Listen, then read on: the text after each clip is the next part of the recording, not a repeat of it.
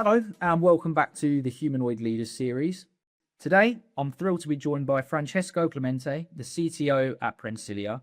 And today, we're going to be discussing robotic hands and the launch of their new Mia Hand Mark II. So Francesco, thank you very much for joining me. Thank you for having me. Could you start off by telling us a bit more about Prensilia and your role as CTO there? Yes, Prensilia is a spin-off company of the Scuola Superiore Sant'Anna of Pisa, which is a small university here in Pisa.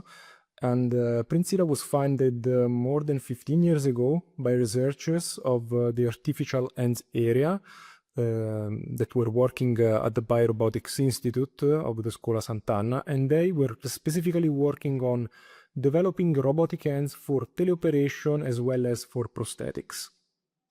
I work here at Prensilia as a managing director and CTO, so I supervise the technical development of the robotic hands that we develop, that are our core business, as well as also the strategic partnerships and evolution of the company today.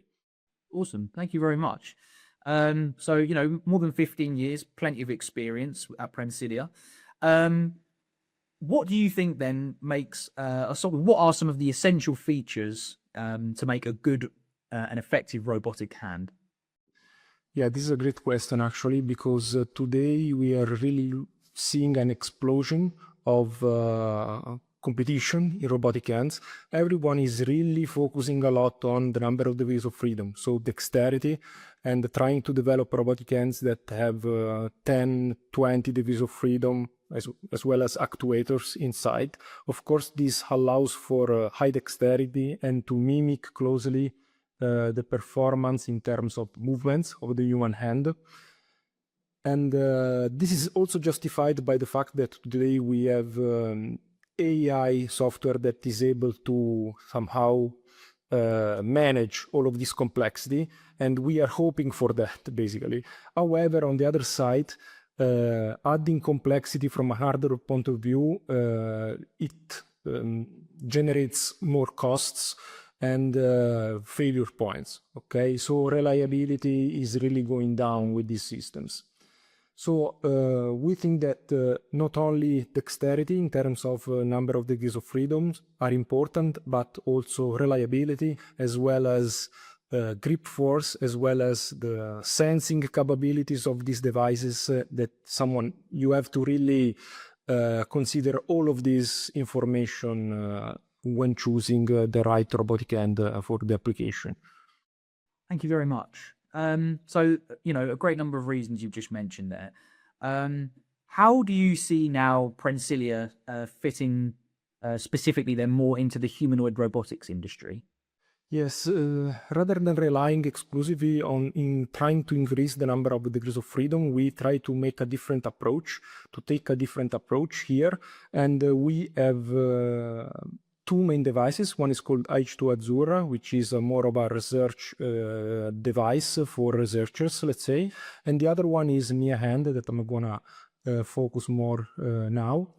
This second one was designed around the idea to increase performance and reliability of the devices, so reducing complexity. So the hand can perform 80% of the grasps that are used during activities of daily living using only 3 motors. This means that the number of parts of the hand is reduced, so that the cost is reduced, as well as the robustness of the device is increased, because less stuff can be broken, basically.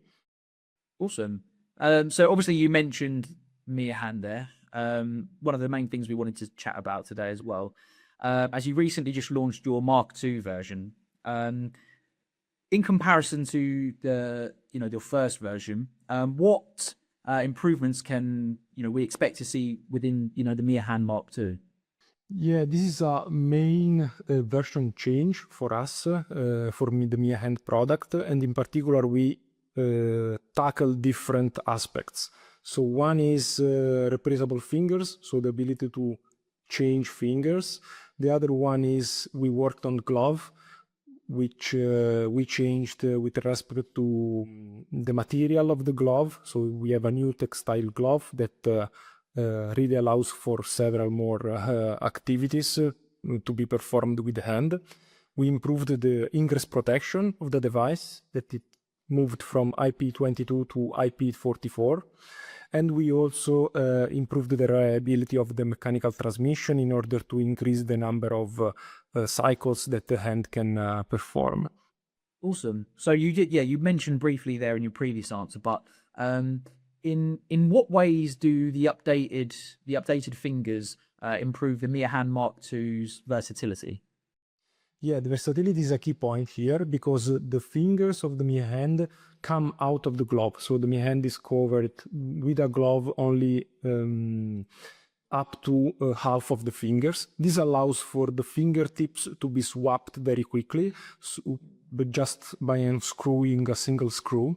And this allows for two main improvements, let's say. One is about reliability, because if a finger breaks, and this happens relatively easily with robotic hands, because the fingers are the most exposed part of the hand, as well as the most exposed part of a humanoid robot, as an example, or of a robotic cell, let's say, you can replace it very quickly. So you don't need to send the hand over for us to replace it and send it back to you, but the customer can do it independently.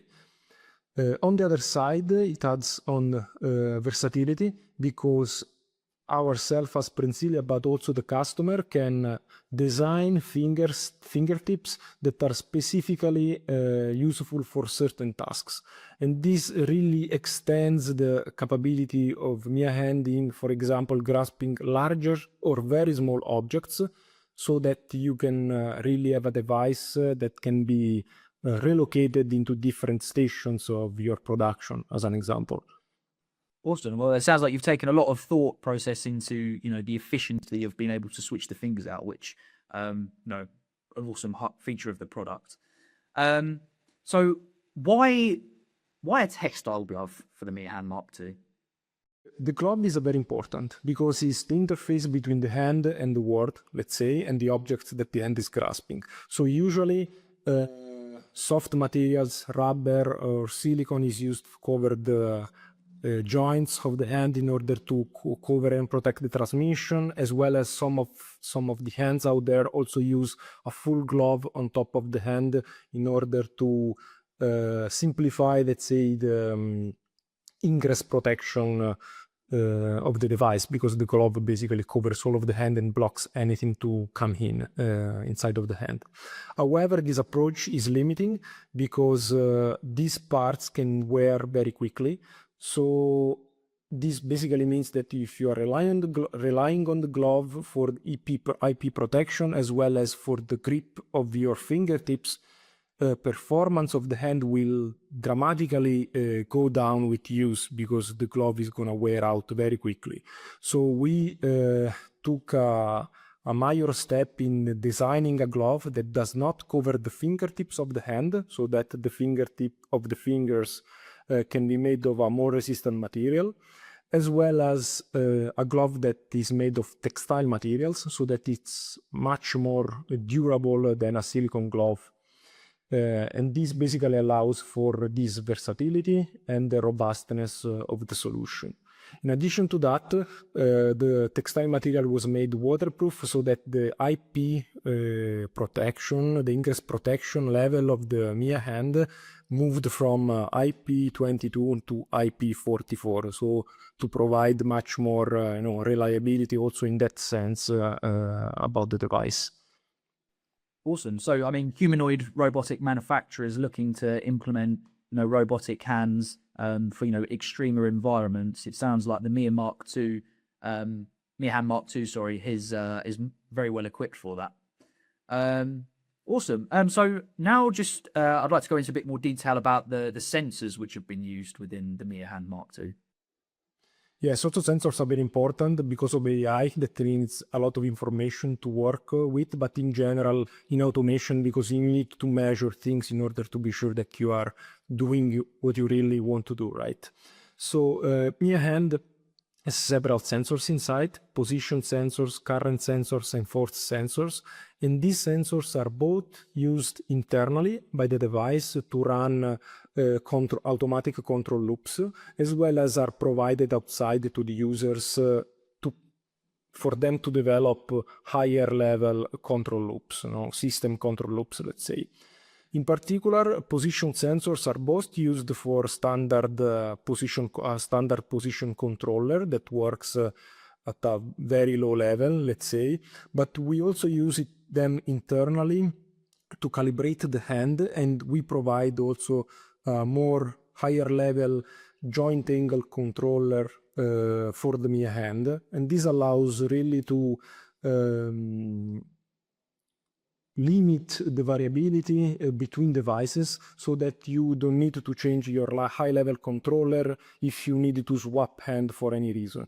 So the devices that we produce are calibrated in factory so that you can basically use any of them with the same controller, with the same joint ankles controllers, without the need to worry about differences in the mechanics and the assembly and the production, let's say, process of the hand.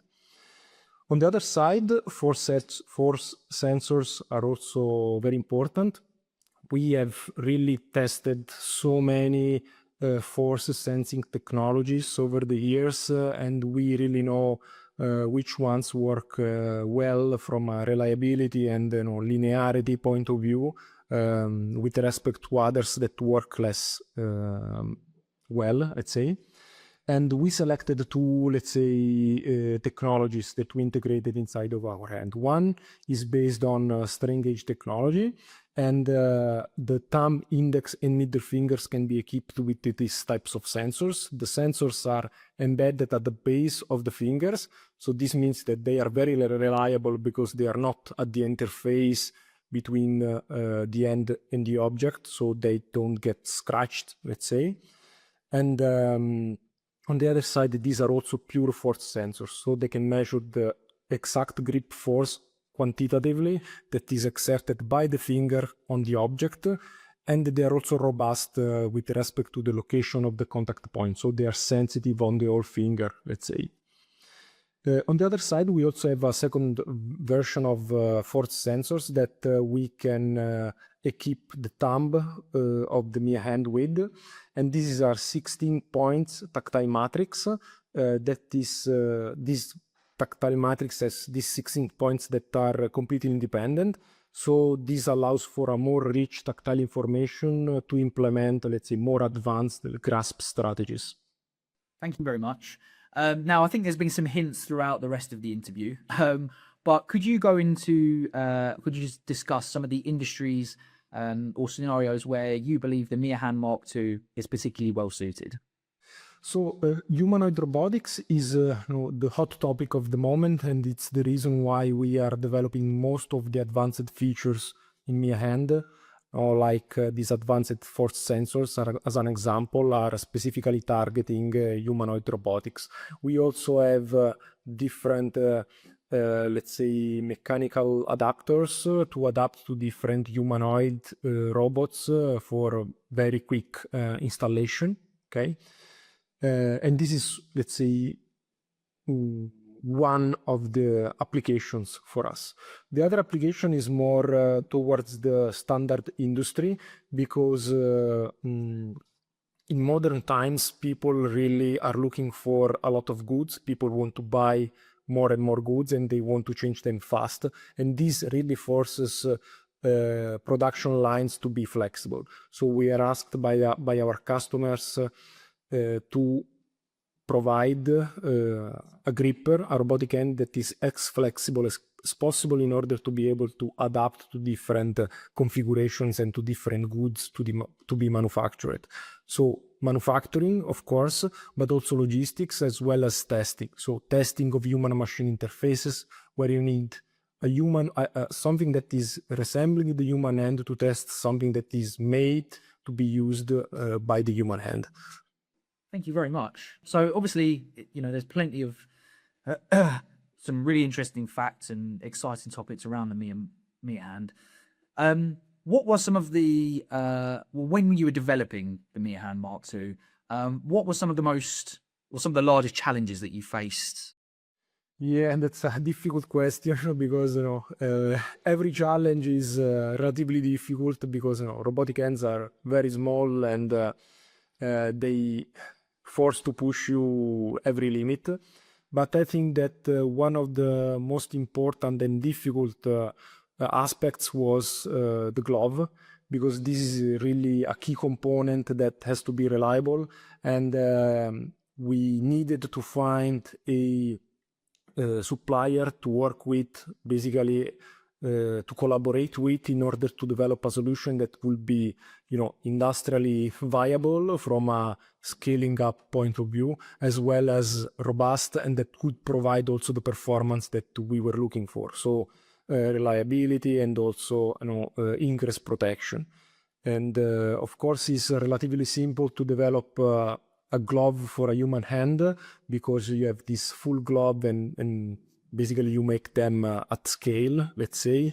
But developing a glove that is custom made on a robotic hand that makes specific movements was relatively challenging for us, yes. Awesome. Well, Francesco, thank you very much for your time.